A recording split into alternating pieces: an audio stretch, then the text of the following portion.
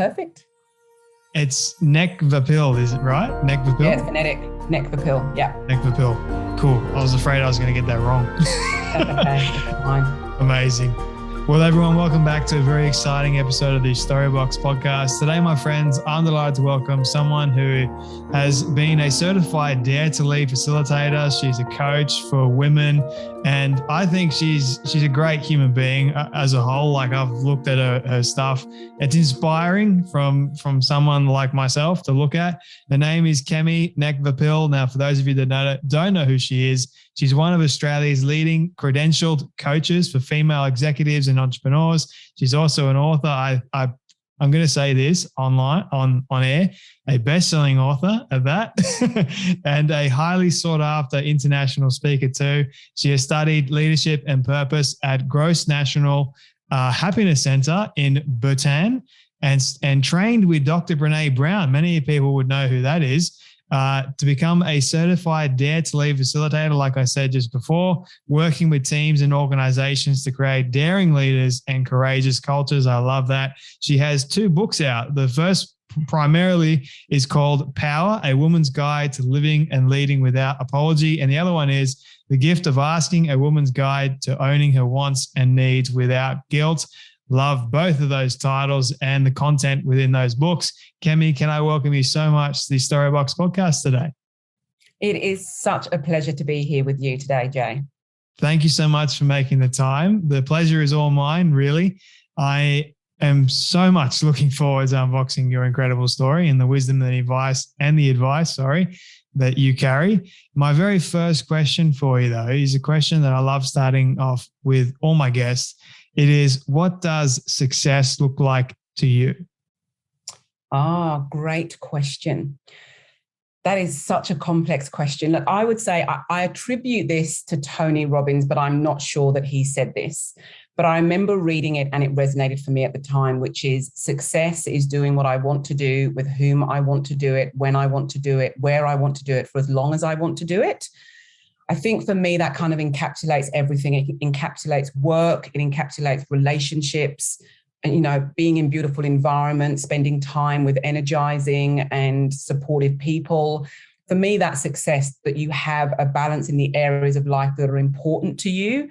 It's definitely not the patriarchal form of success, which I don't believe works for men or women, of that kind of constant grind, have to keep striving. And that there are many costs to that form of success. So for me, it is really being grounded in where I am, with who I want to be, doing the work that I want to be doing.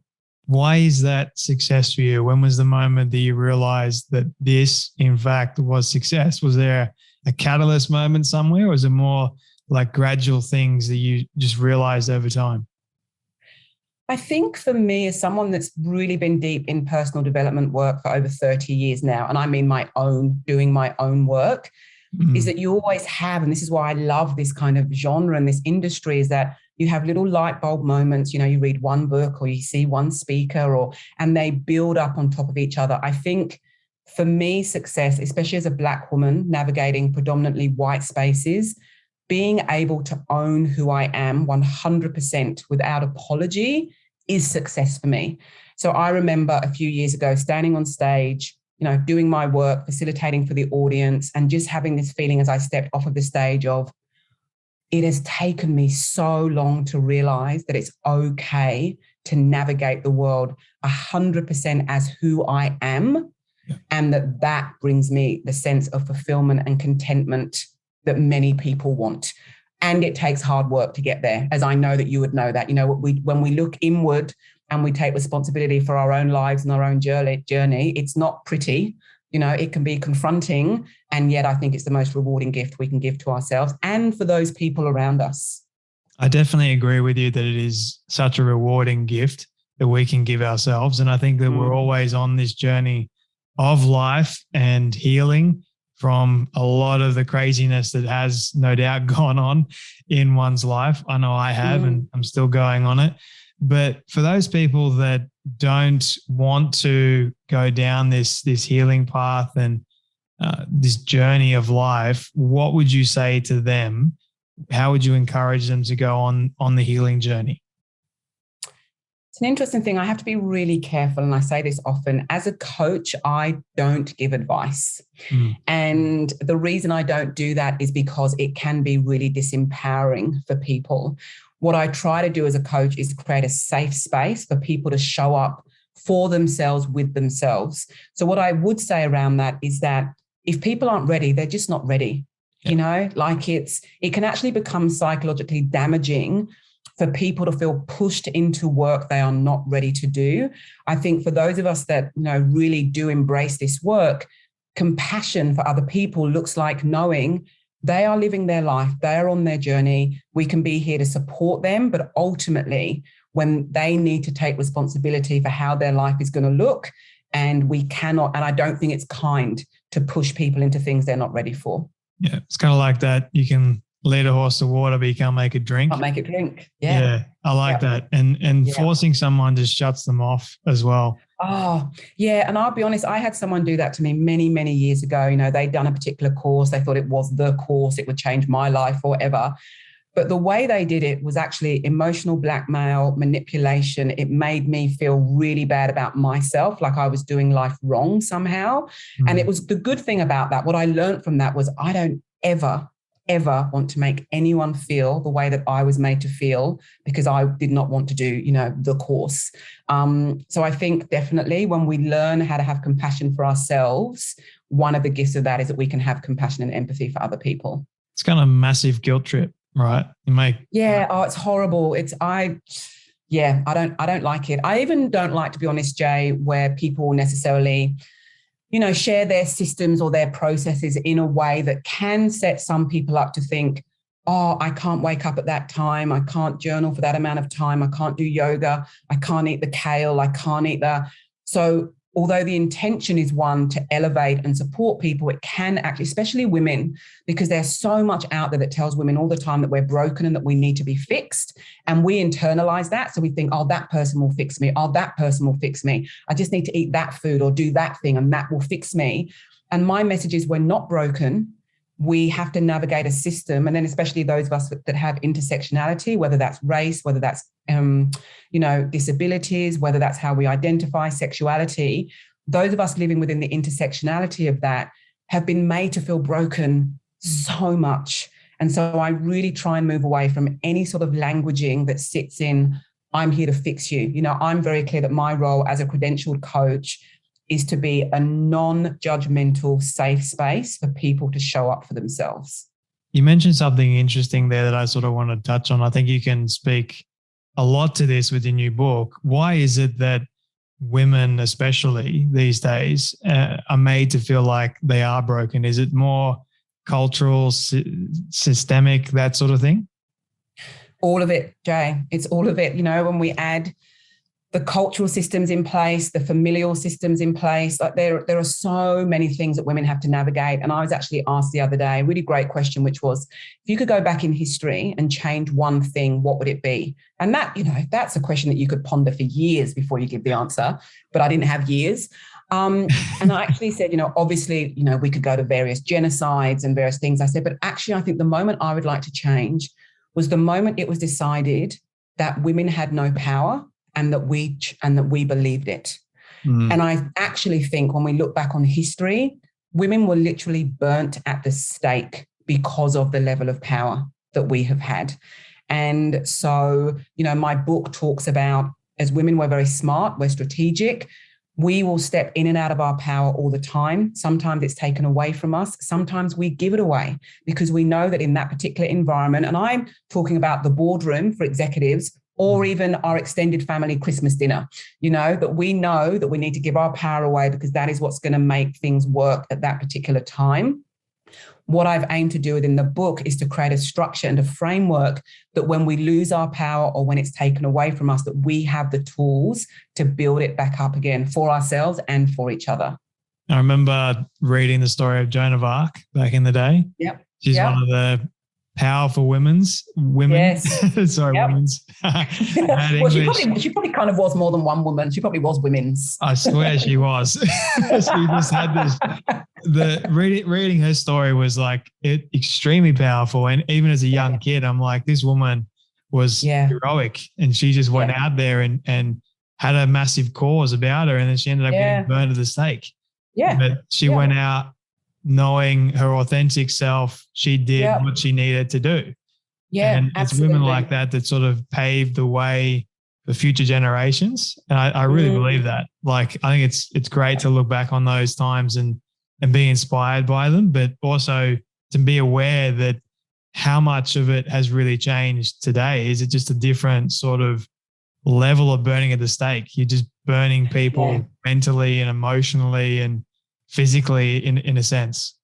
100%. It kind of is. I think that's why for so many women, we're scared to use our voices. We're scared to stand up because we have that kind of physiological response. We know that it can be dangerous, that it can be physically dangerous. It can be emotionally and psychologically dangerous for us, which is why it's important as well that we stand together as a collective.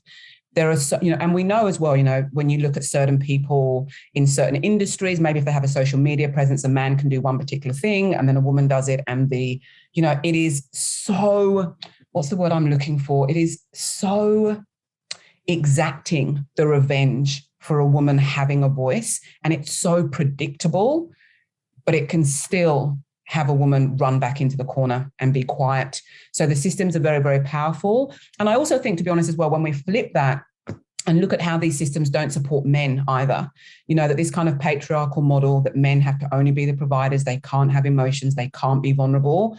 We know statistically, especially here in Australia, when you look at suicide rates of young men, because they don't feel they have an outlet to share. I am drowning, I am scared, I am confused, I don't know what to do. And because of that, it feels like the easiest thing is to take one's own life than to actually reach out and ask for help. So these systems that have supported the world for centuries now do not work. They do not work for men, women, non-binary people, trans people. They just don't work anymore. And this is an opportunity that we now have as a collective.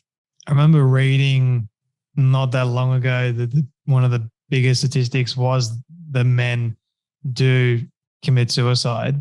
And that just, like, my heart aches because I'm really passionate about suicide prevention and mental health, having been someone that attempted to end his own life not that long ago. So, like, all these things, because I felt like I had no hope. I felt like I was a drowning rat in this cultural society, and I felt like I had no hope. And this is a white guy saying it, like, I'm a male too. I'm meant to have this everything laid out for him, sort of thing. Yeah. So it's crazy. Like, there's a lot of people out there that feel exactly like me, but they don't reach out. They don't have any sort of hope whatsoever. And it's sad. It needs to change. But how can we make it change, Kemi? Yeah, well, one thing I want to sort of say, because I want to meet you where you are as well, is that I, at 14, tried to take my own life for the reason of being a young Black girl in all white spaces, feeling and being told daily that I did not belong in the places that I was. And so, the pain of that and the suffering of that, of like, maybe it's just better if I'm not here. And I think it's important. I love how vulnerable you've just been in sharing that. And I'm sure that your regular listeners know that. But also, I want to add that's my experience too, because it just, not that we want to normalize suicide in any way, but I think we can all get to points where it feels like the only way for the suffering and the pain to go is to take such a big action. And yet, if we are able to ask for help, if we are able to admit that we're drowning, that there is support there. I'm not a trained psychologist. I have to be really kind of careful of what I say around this. But what I do know is that there's a beautiful program, I don't know if you've watched it, Jay, which is that You Can't Ask That. And it was people interviewed that had tried to commit suicide, but eventually had failed for whatever reasons. And then they were asked, a year on, how does it feel that you tried that? What have been the repercussions? And only one of the people that actually, had very serious mental health issues said, look, it is a constant fight for me every single day to be here. But everyone else, I think maybe out of the 7 people, had said, I'm so glad it didn't work, because now I can see that I live a life now that I never imagined for myself. And I think that's moving that onto kind of just personal development space without looking at it through the lens of suicide and suicide ideation, is that sometimes we're in a particular season in our lives and it looks like there's no way out. And yet there are so many beautiful stories of people that have been there and that have done the work, whether that's internal work or asking for help. And actually the life they live now or the way they feel about themselves is just night and day. And I think that's a hope that we can all hold on to. I want to say thank you for sharing that, because for me, listening to it, like my suicide attempt, it was failed because I literally went to attempt to like crash my car at 130, 140 kilometers an hour into a pole. And then it was like this miracle moment happened and I was saved. And it was interesting because I just broke down in tears after that. Like, yeah, it's hard to revisit. Each and every time I do, it's like I'm still here sort of thing. Yeah. I'm still alive. Yeah. And you think about it as well, like a lot of people that attempt it or even fall through with it, a lot of them, they don't want to do it, if that makes sense. Like I didn't want to do it. That was just my last resort. Yeah. I felt like so glad you're here.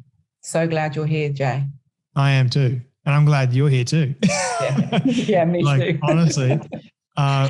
But I wanted to ask you, Kemi, like, why did you want to be a coach? Why did you want to start this work? Why did you want to do books, speaking, all these amazing things? I'm one of those people that has had a portfolio career. In terms that I left school, I went into baking. I went from baking to chefing. I went from chefing to drama school. So I was actually an actor for 7 years in England, starting on TV for 3.5 years, and then moving on to the Royal Shakespeare Company and then the National Theatre. Before I realised I love this job, it is fun, but I knew it wasn't what I wanted to do for the rest of my life. And I didn't know what I wanted to do at that time. But as someone that had trained as a baker and chef, I knew at that time the only thing that really filled me up was playing with food every single day. And so I went back to chefing. And I remember, after 7 years of acting, which is a very different community and environment than chefs. I'm sure people could imagine the differences. And I remember at the end of the night, like a Saturday night service, I just love the dance that chefs have on a Saturday, Friday night service when the restaurant is full and you're literally moving around each other. You have to preempt people's actions. And I remember kind of sitting on the couches at midnight and just thinking, I'm so glad I've come back home. It just felt so good. And then from there, I trained I'd started doing yoga actually. And I've been doing yoga for a while. I decided actually I want to train as a yoga teacher. And I taught yoga for a while, but then realized I can't trade yoga as a business. I need it for me so that it can be the foundation for my life to do the things that I want to do. And so all of those things, the yoga and the chefing and the acting, I think Steve Jobs said it, when you look back, you realize, it made sense that I did this and this and this. And I would say the things for me that have woven all the way through is that I've always done what I have been passionate about. And because I come from a childhood of being in foster care, I was one of the tens of thousands of Nigerian children that were fostered by their middle class Nigerian parents to white families in England in the 1970s and 80s. So I had, including my birth mother, 6 primary carers growing up. There are lots of negatives, 100%. I've had to deal with my own healing and trauma around being fostered and being moved so much.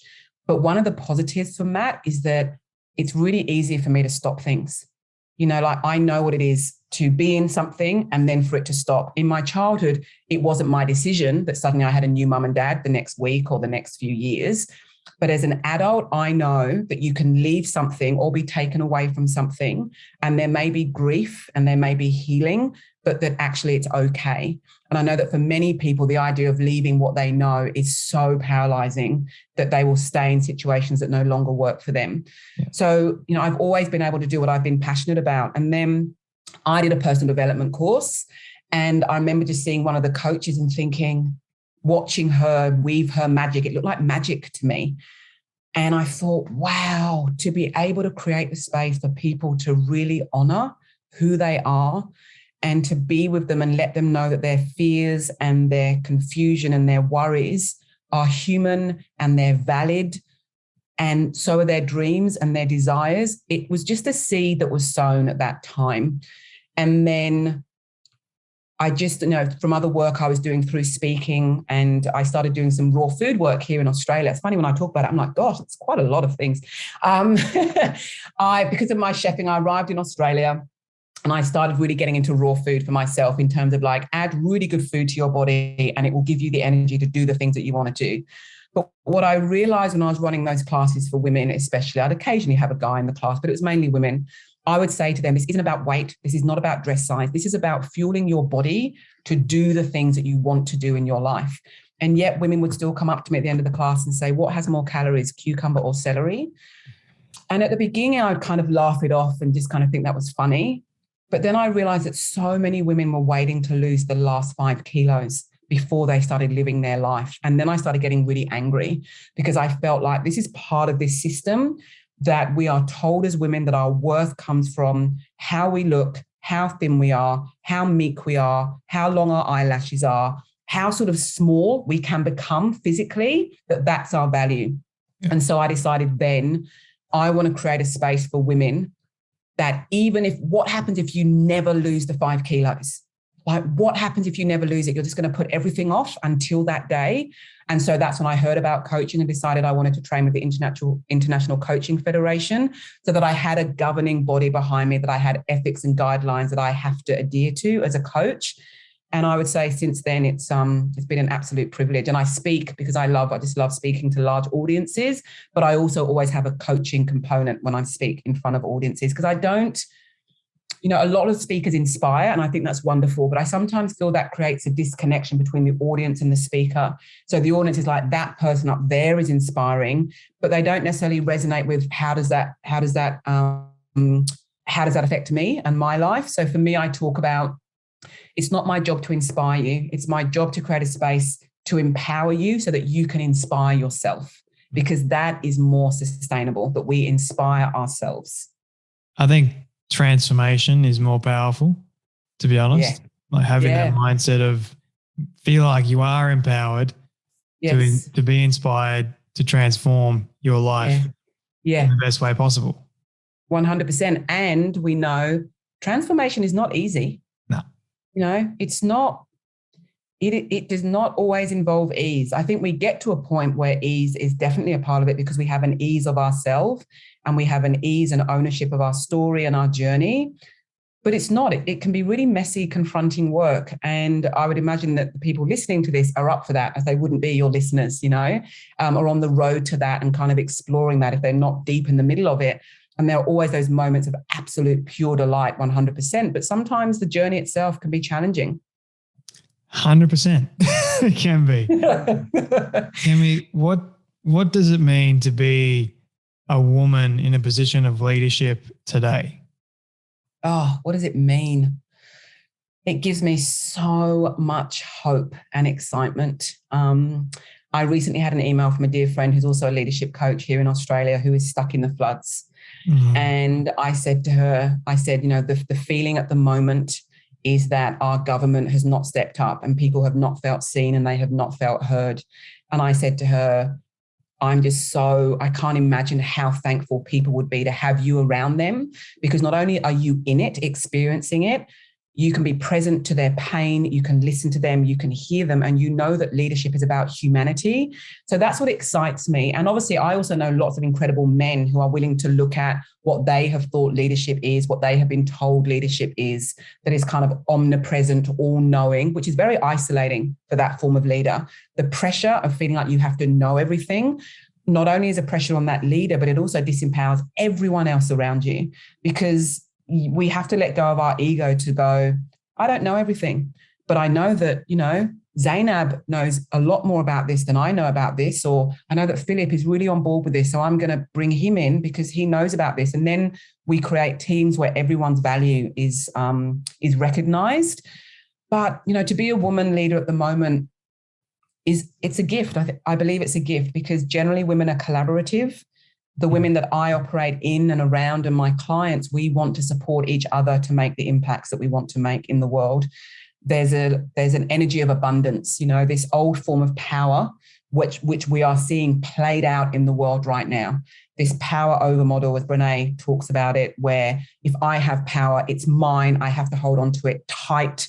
and I have to make sure that no one else can have it, as opposed to a form of power that I talk about in my book, which is, if I have power, I am grounded enough in myself and in my sense of power that I want to support and empower your power. And then you will do the same for the next person and the next person and the next person. So as a female leader at this time, I'm incredibly hopeful. There's a lot of work that we have done, and I stand on the shoulders of many women before me. There's work still to be done. And I believe in looking at that through a lens of hope. You also have the word power as sort of like an acronym, which I think is pretty clever. Presence, ownership, wisdom, equality, and responsibility. Yeah. That's pretty incredible. How did you come up with that? I love when people ask me this question, because I don't really like the term woo-woo, because I think it diminishes that there are more than, there's more than one energy. So I'm not going to say woo-woo, but I would say that it was a divine download, or it was a spiritual moment. I'm not religious, but I definitely believe in things that are bigger than me. I just knew one night, I thought, I need to bring all of these stories together. And I know the answer to the structure of this book is in the word power, and I don't know what it is. And I wrote down the word power before I went to sleep. I woke up the next morning, I did my meditation, and it just came to me in my meditation, just straight. Presence, ownership, wisdom, equality, responsibility. And I just knew, okay, that's it. Thank you, universe. I will run with that. And what was interesting, then I took the time to really sit and think about, okay, so what is it about presence? What is it about ownership and wisdom and equality that gives us a sense of power? And my intention in the book is to put in those stories and those coaching processes that the reader can understand, and also feel that when we are able to hold on to those power principles, we can rebuild our power again and again and again. How much power is too much power? Oh, I think it's the form of power. So once again, I think if we're going in for dominance and we're using power as a way to shame and belittle others, there's too much of that going on. But when we're using power as an energy source to ground ourselves and to validate ourselves, and using that to ground others as well, I think we can't have too much power. The Oxford Dictionary definition of power is the ability to do something or act in a particular way. So depending on how we choose to act will depend whether or not we have too much power. Yeah, I like that. I've spoken to Robert Greene about power and why people crave it all the time. Yes. It's just like this fascinating thing for me. Like throughout history, men and women have craved different forms of power. And it's either been a good thing or it's been an incredibly bad thing. And I think we're seeing a lot of it unfold at the moment. And I don't know whether or not it's good. We'll have to see.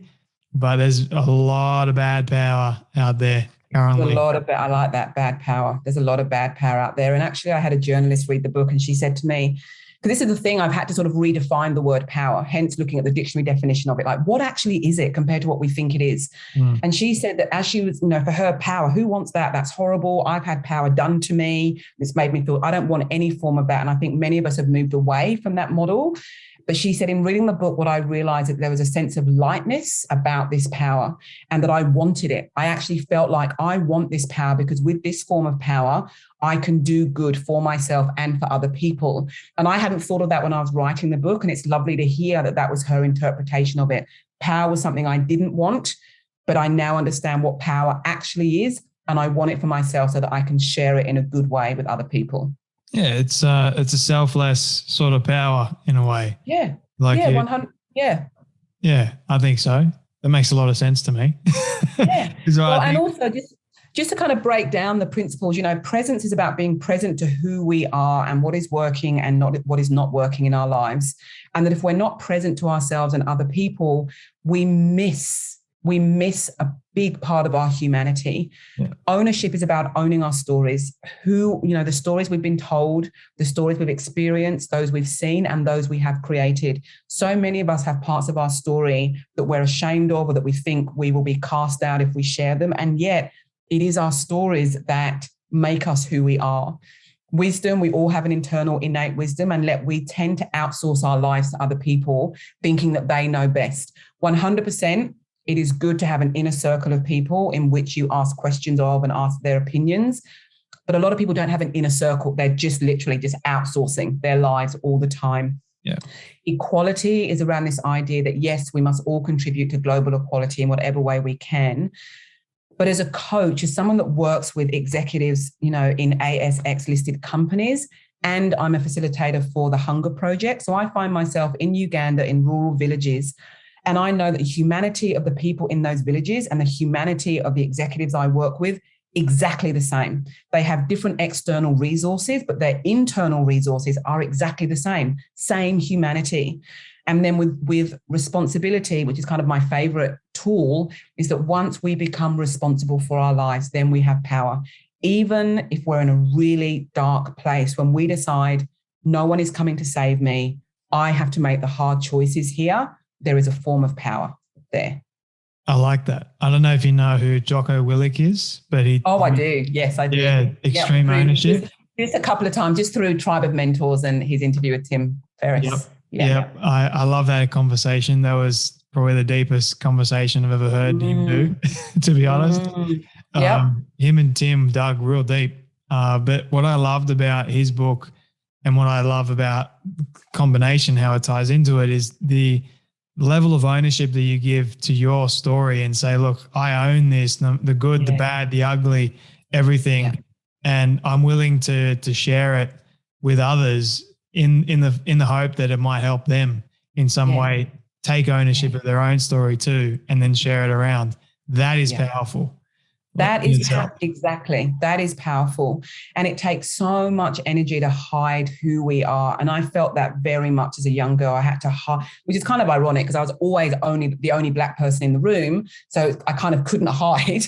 But I knew, I was told I had to be very good and very small and stay in the background and be grateful for what I had and not rock the boat in any way. So then to actually get to the point where it was like, no, I come from a lineage of women who are the masters of the home and the field. And because of colonization, we're made to believe this is wrong. This is not how it works in England. We need to be changing up this structure. But I know where I come from. I know where that strength and that power and those women come from. And it's taken me, doing my work to own that and not hide that. I used to walk into rooms, Jay, and the mantra in my head was, do not let anyone be intimidated by you. Make sure you're nice. Be nice. Make sure you're nice. Do not say too much. Do not have an opinion. Just be nice. I lived like that for nearly a decade. It was exhausting. And what I focus on now is not nice, but kind. Yeah. I want to be a kind person, which I believe takes work because we all have our inner biases about various things and various people. But I definitely am at a point in my life where I don't have time. I'm 47. Maybe I've got 30 years left if I'm lucky. I do not want to spend it hiding. I'm the same. I'm 25, still got hopefully a long time left. Long time. But I say being authentically kind. Yeah. That's just part of who I am as a person. Yeah. And I guess there's a limit to how much I am kind towards someone if they're being mean to me. Mm-hmm. I mean, I shouldn't have to cop it. Like there's obviously that level of kindness. I can still show it back to them, but yeah, I just agree with what you were saying there. Kemi, I do want to be respectful of your time. 2 quick final questions, if that's all right with you. 100%. Because we've been speaking about stories and the power of stories, I'm curious, what do you love the most about yourself and your story? Oh, what a great question. I love about myself that who I am is how I present. Going back to this story, I remember actually a dear friend who did take their own life, and I was at their wake, and we all only knew parts of who they were. None of us had the whole picture of who they were. And I remember leaving that gathering and thinking, when it comes to my time to not be here, I want the people in my life to know who I really was, my light and my shadow. I don't want to hide. So that's what I love about myself, that who I show up to be in one space now is exactly who my children, my teenagers see me to be, is who my husband, my close friends, even my clients, I am the same person wherever I show up. That's what I love about myself. Can I have another thing that I love about myself? Go for it. I also love about myself my absolute commitment to bringing joy and beauty and delight to the world.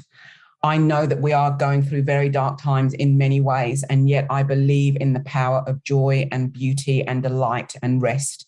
And I'm an advocate for all of those things. What was the other question? What do you love the most about your story?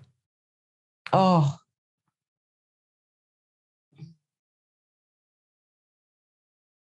that it's mine and that I rewrote it. I love that answer. That was beautiful. It really was. Felt that one. That was amazing. Thank you. Thank you for sharing that. Where can people buy your new book, Kemi? Where do you want them to support you the most? Before I ask you my final question. I would say for Aussie buyers that are buying online, definitely check out Booktopia. For everyone else, you can get it internationally through Book Depository, and also Audible has both books, Power and The Gift of Asking. And people can come and find me. I am where I am everywhere. So I'm Kemi Nekvapil everywhere, which is kind of what I said in my answer. So KEMINEKVAPIL. But I'm sure, Jay, you'll have that in the show notes. But yeah, that's where people can find me. I'll make sure people know where to find you. Definitely. Thank you. I don't think you're very hard to find, but I'll make it easier for people. Kemi, this is my final question for you. It's my all-time favorite question. I love asking all my guests at the very end. It is a hypothetical one, but I want you to imagine with me for a moment that you've been able to reach the age of 100.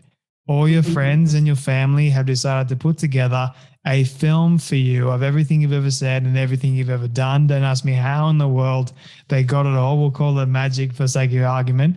But they've been able to get it and show it to you on your 100th birthday. What do you want that film to say and to show about your life? That she was exactly who she said she was. That she was able to laugh at herself and at others heartily. That she brought beauty and delight into the world for herself and for others. That her being here made an impact, especially on women knowing that they're allowed to be wherever it is that they want to be without apology.